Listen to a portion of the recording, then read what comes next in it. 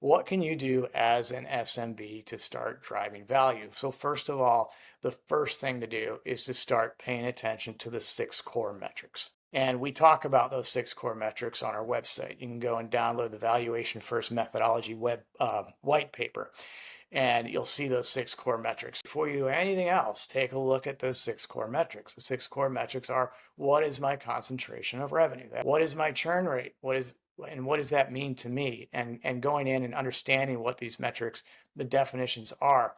Give me not a funny example, but it's an example of churn rate. Accrual-based accounting can often mask this. So if you're in accrual-based accounting and you're in logistics or some of these other industries, you might say, well, look, I'm not a software company. I don't have recurring revenue.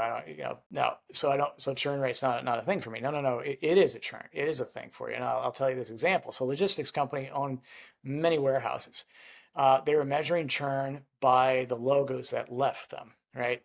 And so they would get a company like Firestone would have 10,000 square feet, let's say, of pallet space. But then what is Firestone in the business to do? It's in the business to sell. What do they sell? Tires.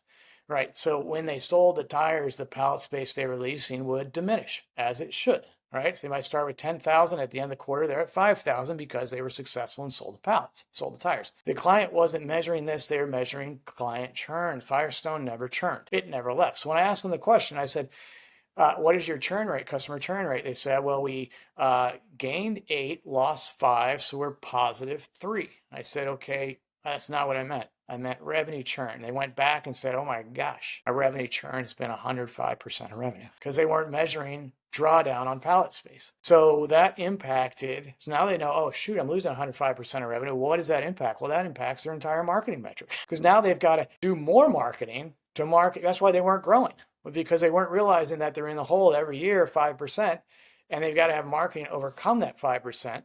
And they also have to have some customer service, expenditures to find out, how do we mitigate this? We need to, if we're going to lose this amount of money coming in, we need to get more money coming in, or we need to get better customers, or whatever. So again, really monitor that, because it will play into the pipeline metric.